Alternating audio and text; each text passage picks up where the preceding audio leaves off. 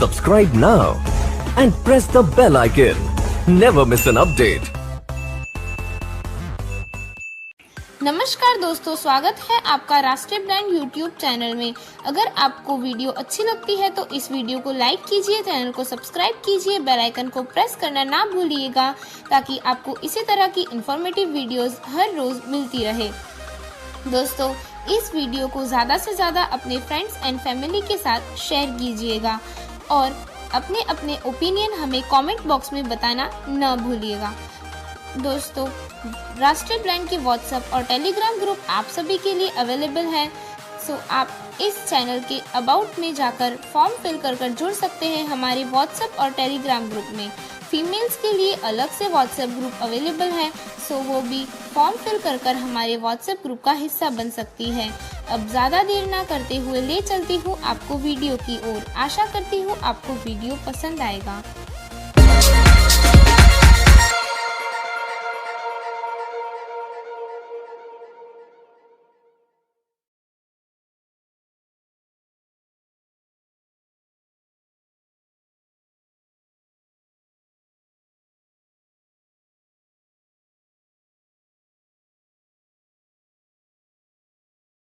आप सुन रहे हैं स्टोरी टेलिंग प्रतियोगिता 2025।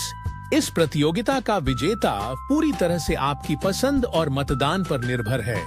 यदि आप अपने प्रिय प्रतिभागियों को विजयी देखना चाहते हैं तो उनकी वीडियो को लाइक करें और अधिकतर शेयर करें। याद रखें, आपकी सहभागिता ही उनकी सफलता की कुंजी है। तो चलिए बढ़ते हैं आज की बेहतरीन कहानी की ओर।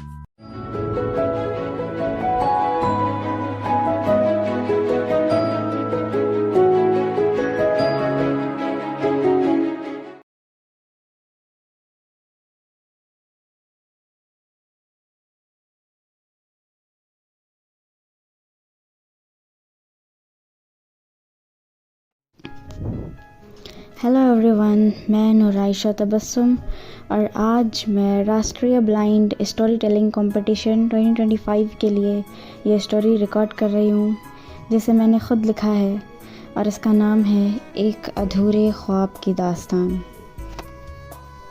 अगर आप मुझे इस कंपटीशन का विनर बनाना चाहते हैं तो ज़्यादा से ज़्यादा इस वीडियो को लाइक करें, शेयर करें और कमेंट में अपनी राय ज़रूर लिखें। एक अधूरे ख्वाब की दास्तान। शाम ढल रही थी। शहर की सड़कें दिन भर की गहमा गहमी के बाद कुछ शांत सी हो गई थी। राजेश अपने दफ्तर से निकलकर घर की ओर कदम बढ़ा रहा था। हवा में एक अजीब सी ठंडक थी। मिट्टी की सौंधी सी खुशबू मन को एक अलग ही सुकून दे रही थी। वाह, कितना सुहाना मौसम है, राजेश ने मन ही मन सोचा। आसमान में उमड़ते काले बादलों को देखकर लग रहा था कि कुदरत आज अपने सारे गम भुलाकर एक अलग ही कहानी लिखने जा रहा हो। लेकिन राजेश का मन मौसम की तरह सुहाना नहीं था, बल्कि घनघोर घटाओं से घिरा हुआ था। आज उसकी पत्नी सीमा उससे रूठकर मायके चली गई थी। वजह एक ऐसा घाव जिसे शायद वो कभी भर नहीं पाएगा। उसे याद आया हॉस्पिटल का वो दिन। राजेश का पेशा ही लिंग जांच करना था। उसकी क्लिनिक में रोज़ाना कई लोग आते, गर्भ में लड़के का पता चलते ही खुशी खुशी चले जाते और जहाँ पता चलता कि लड़की है अक्सर अबॉर्शन करा लिया करते थे। राजेश भी रोज़ाना कई ऐसे फैसले लेता जिससे गर्भ में पल रहे जीवन का भविष्य तय होता था। लिंग जांच। आज उसके मन में ये शब्द जहर घोल रहा था। राजेश ने सोच लिया था कि अगर लड़का हुआ तो खुशियों का ठिकाना नहीं रहेगा, लेकिन अगर लड़की हुई तो। राजेश ने आज अपनी ही पत्नी के पेट में पल रही अपनी ही बेटी को इस दुनिया में आने से रोक दिया था। 2 पल की खुशी के लिए उसने एक जीवन को ख़त्म कर दिया था और इसी गुनाह के बोझ तले आज उसकी पत्नी उससे दूर हो गई थी। घर की ओर बढ़ते हुए राजेश के कदम भारी होने लगे थे। उसके दिल की धड़कनें तेज होने लगी। जब वो अपने घर के पास पहुंचा तो उसने देखा कि दरवाज़ा पहले से ही खुला हुआ था। एक अजीब सा डर जो उसके रूह तक को कांपने पर मजबूर कर रहा था। हिम्मत करके उसने घर के अंदर कदम रखा। एक अजीब सी डरावनी खामोशी छाई हुई थी।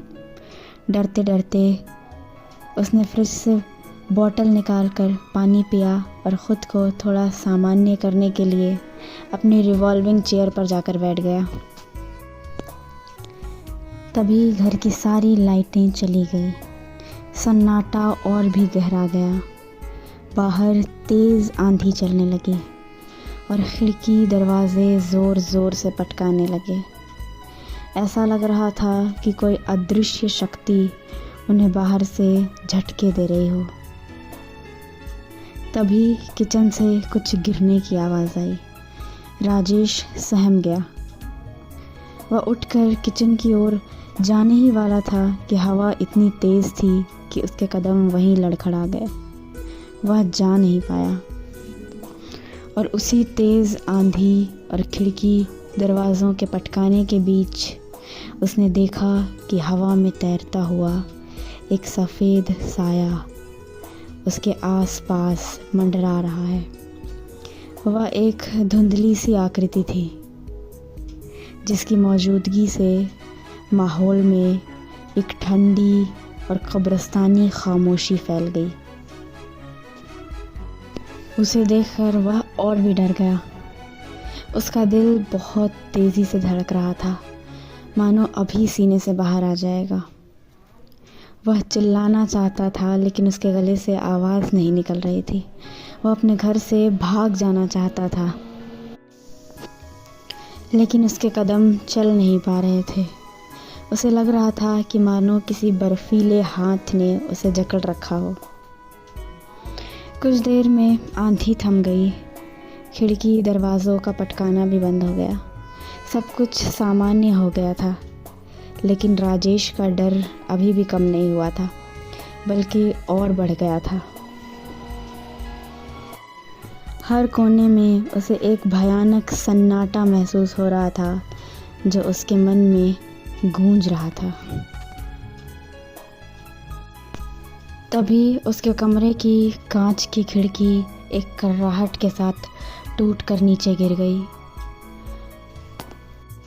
और कांच के टुकड़े तेज़ आवाज़ के साथ ज़मीन पर बिखर गए और इन टुकड़ों की आवाज़ से राजेश का दिल दहल गया और टूटी खिड़की से आती धुंधली रोशनी में वही सफ़ेद साया राजेश के करीब आने लगा और करीब और करीब और पास आता गया। साए की हर हरकत के साथ कमरे की हवा और सर्द होती जा रही थी। राजेश की सांसें तेज़ होने लगी थी। उसे एक अजीब सी घुटन महसूस होने लगी थी। वह पीछे हटना चाहता था लेकिन उसकी हिम्मत जवाब दे गई थी। उसे डर लग रहा था, इतना कि उसके हाथ पैर भी सुन्न हो गए थे। जैसे ही वह साया राजेश के करीब आया, उसमें एक छोटी बच्ची की मासूमियत उभर रही थी, जिसकी आंखें एक अनकही उदासी से भरी हुई थी। वह सफ़ेद रंग के कपड़ों में लिपटी हुई थी। उसकी मासूमियत राजेश के कलेजे को चीर रही थी। जब उस साए ने राजेश के सर पर हाथ रखा तो वह स्पर्श इतना सर्द था कि राजेश की रूह तक कांप गई। उसी पल एक डरती हुई, धीमी और कांपती हुई आवाज़ में गूंजा, पापा आज मैं आपकी बेटी होती, एक नन्ही सी जान जो आपसे बस थोड़ी सी मोहब्बत चाहती थी। मुझे चाह नहीं थी इन बेदर्द इंसानी चेहरों की, मुझे चाह नहीं थी आपके बेशुमार धन दौलत की। बस मैं आपका नाम रोशन करना चाहती थी पापा। काश आपने मुझे इस दुनिया में आने दिया होता। बच्चे के साए की आवाज़ जैसे ख़त्म हुई, राजेश पत्थर की तरह जम गया था। उसकी आंखों से झरझर आंसू बहने लगे। वह फूट फूट कर रोने लगा। उसका शरीर अनियंत्रित रूप से कांप रहा था। वह उस बच्ची के पास जाना चाहता था, उसे गले लगाना चाहता था, उससे माफ़ी मांगना चाहता था, लेकिन उसे ऐसा लग रहा था कि उसके पैर जैसे किसी ने बांध दिए हों।